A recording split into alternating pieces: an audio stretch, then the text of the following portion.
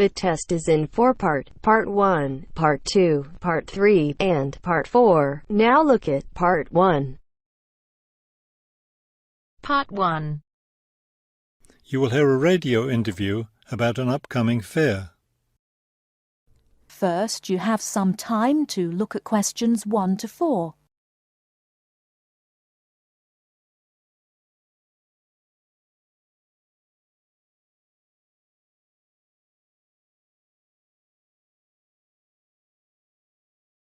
Now we shall begin. You should answer the questions as you listen, because you will not hear the recording a second time. Listen carefully and answer questions 1 to 4.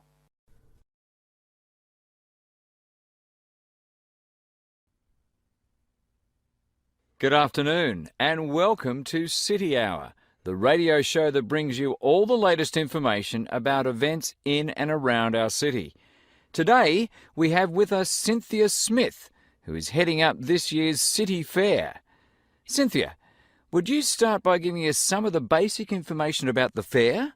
Where will it take place this year? I'm glad you asked that question because I know most people will be expecting the fair to be at the fairgrounds as usual, but we've had to change the location this year due to some construction work. You know, they're building the new high school in that neighbourhood and they've been using the fairgrounds as a place to store construction materials.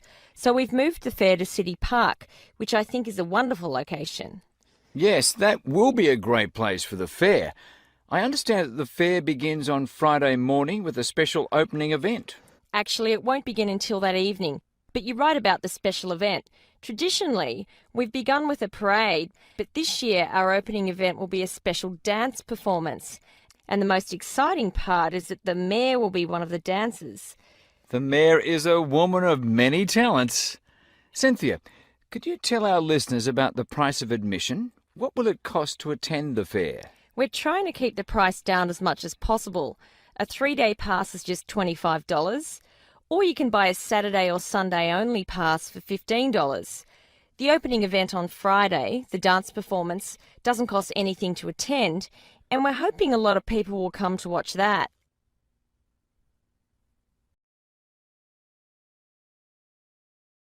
Before you hear the rest of the conversation, you have some time to look at questions 5 to 10.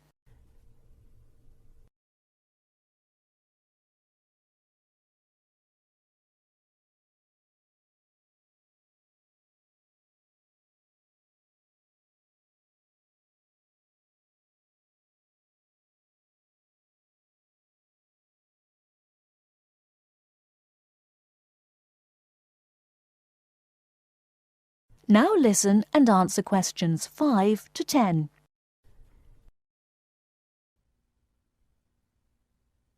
Could you tell us about some of the events planned for Saturday and Sunday, the main days of the fair? We have a lot of exciting things planned. There are a number of events especially for children, including a clown show on Saturday afternoon. On Saturday evening, we've got an event that can be enjoyed by the whole family, a concert by the lake. I'm sure that will be a popular event. Is there anything special planned for Sunday? Yes, a really fun event, and we hope a lot of people will participate. There'll be a singing contest in the afternoon. It's open to everyone at no charge. It doesn't matter whether you're an experienced singer or not. If you've always dreamed of singing on stage, this is your chance. That sounds like a lot of fun. I think it will be. I'd also like your listeners to know that besides the special events I've mentioned, there will be things taking place all weekend. For example, at the food court, international food will be served. You'll be able to sample dishes from all around the world. There will also be special games for children at different locations around the fair. Will there be things people can buy, souvenirs, anything like that? We have a large area set aside where there will be crafts for sale. This will be an opportunity to buy many lovely handmade things and to get to know some of our local artists and craftspeople as well. It sounds like there will be a lot of fun for everyone at this year's fair. Thank you for sharing the information with us, Cynthia. Thank you for inviting me.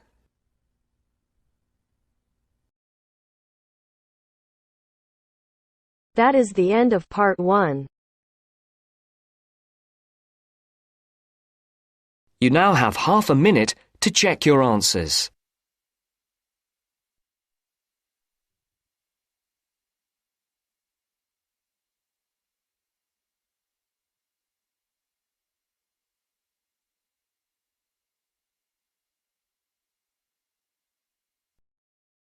Now turns to Part 2. Part 2. You will hear the general manager of a golf club talking to some people who would like to become members. First, you will have time to look at questions 11 to 16.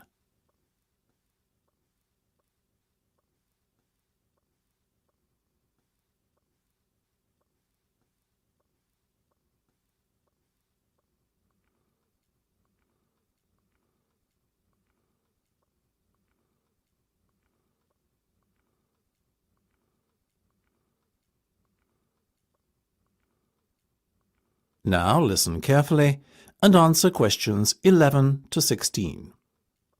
Now, ladies and gentlemen, thank you for coming to this meeting. Demand for membership places has far exceeded our expectations this year, so it was decided to gather you all here together to go through the process step by step, once rather than many times with each of you individually. The first thing you need to do is not fill in the application form. This, you see, is a waste of time, unless you have found an application sponsor. Your sponsor must be an existing full member of the club. Now, once you have your sponsor, you should log on to our website and fill in and send through the membership form. You will be prompted to provide the relevant deposit at the same time as you submit your application. You may do so using any major debit or credit card. The next step is for you to attend a general meeting of the club. There are typically meetings held once a month. After the club meeting, you will then be required to wait a while in order for the club committee to examine and, if all is in order, approve your application. It may be necessary to ask you to come forward for an additional interview before approval is granted, depending on the circumstances. Now, once you have been approved, you are almost a member of the club. All you need to do then is pay the remaining balance of your membership fee. Having done this, you are officially a member of Blainrow Golf Club. However, you cannot start to play in competitions until you have acquired your handicap. In order to do this, you must send in 3 cards. The committee will then issue you with a club handicap within 7 days on the basis of how you performed in each of the 3 rounds you played. Before you hear the rest of the discussion, you have some time to look at questions 17 to 20.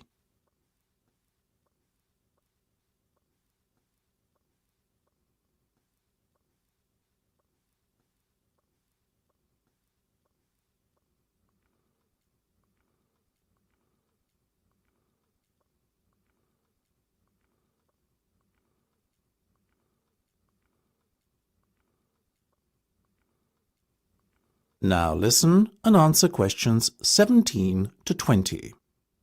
Now, I won't spend much more than a few minutes on this, but let's go through the different membership types quickly now. Remember, all the information I'm about to give you and more is available on our website. The first category is Full Ordinary Member. Basically, this is a full membership that gives you full playing rights during competitions, and for casual golf as well. It costs £10,000 to become a full member, or alternatively, 4 instalments of £2,500. Our next category is Associate. This is for a golfer who is already a member of a club, but wants to join ours too, while keeping his existing club as his main club. You have the same rights as a full member, but the cost is £9,000. I must remind you that there is a limited number of memberships of this kind available. 5-day members pay £5,000 to join, and this payment can be put towards becoming a full member at a later date if you would like to upgrade your membership status. You enjoy full playing rights during casual play and can play in all weekday competitions. However, you cannot enter competitions at the weekend. Intermediate membership is open to golfers under the age of 25 and costs £1,800, as do the other remaining membership types: junior, senior, and overseas. If you are an intermediate member, you too have full playing rights for casual play. However, you can only play in competition if a full member of the club invites you to join him. Junior members are aged between 12 and 18. They enjoy restricted playing rights in casual playing time and are only allowed to play on Monday and Wednesday mornings. They can occasionally play in competitions, but the opportunities to play in this format are severely restricted. Senior members enjoy full rights at all times, and overseas members can play on the course casually at any time, and can enter competitions if invited to do so by a full member of the club. That is the end of part 2. You now have half a minute to check your answers.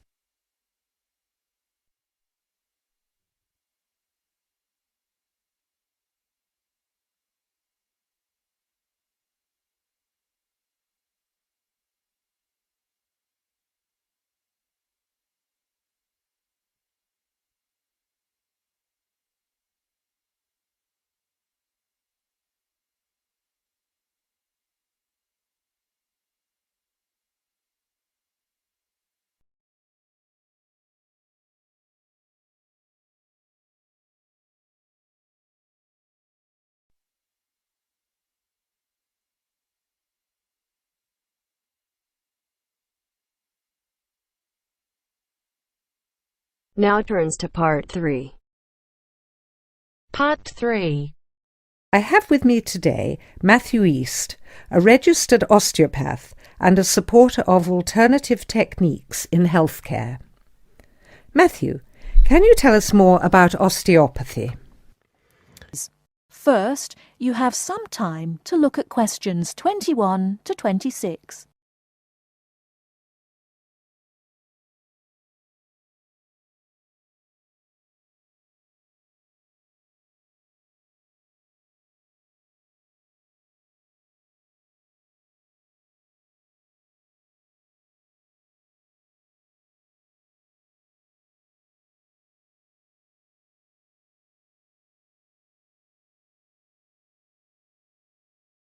Now listen carefully and answer questions 21 to 26. Over the past 50 years, there have been some radical changes in medicine as it is known in the West. This is largely the result of vast improvements in technology, but also in the rising importance of alternative treatments.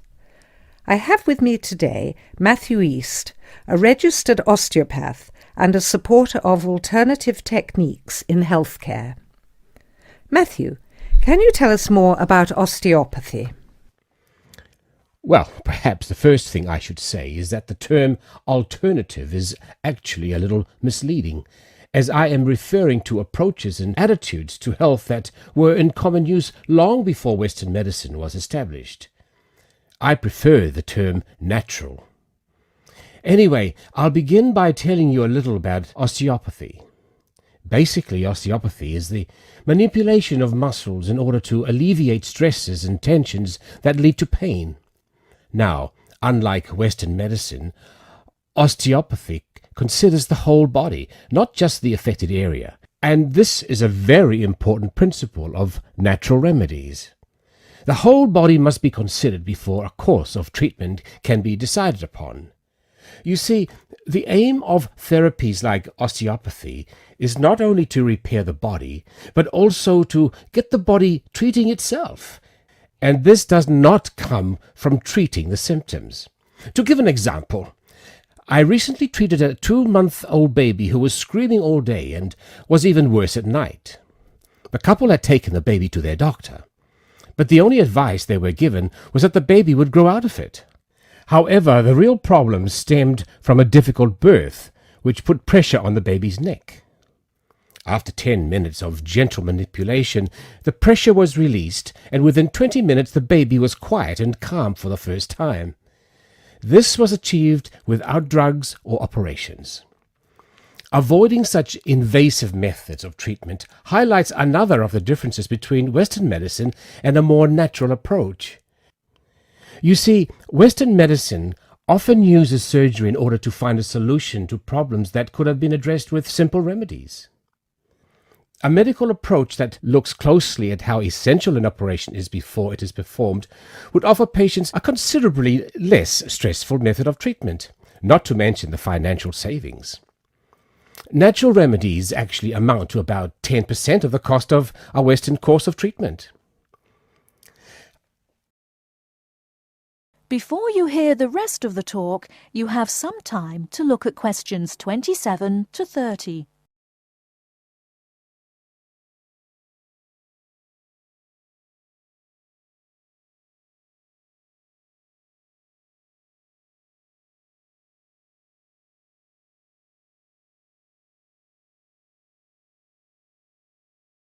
Now listen and answer questions 27 to 30.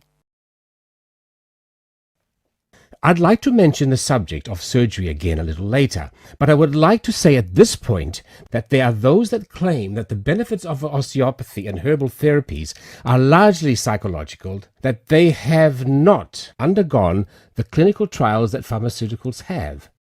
To answer that, you only need to look at the example I gave earlier of the baby that stopped crying less than an hour after treatment, but was obviously far too young to react because of purely psychological factors.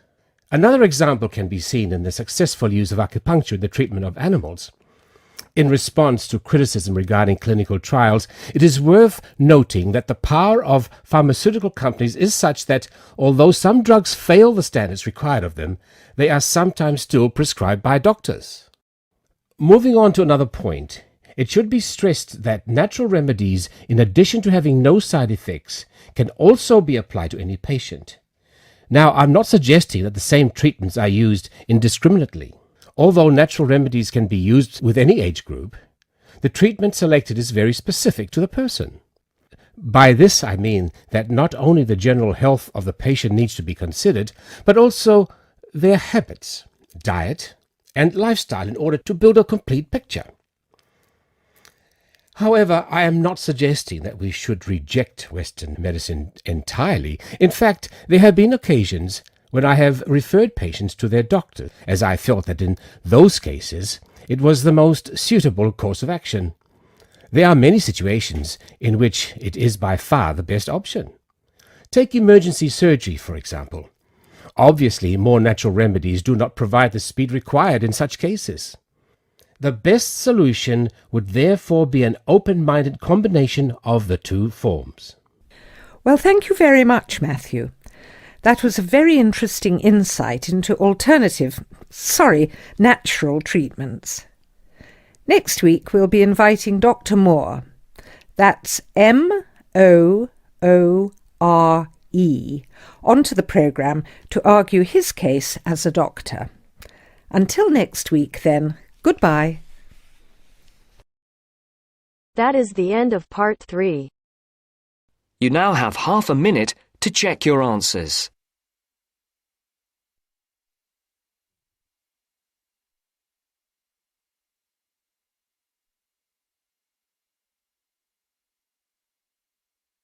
Now turns to part 4. Part 4. You are going to hear a talk about some British customs. Listen to the talk and complete the notes below. First, you have some time to look at questions 31 to 40.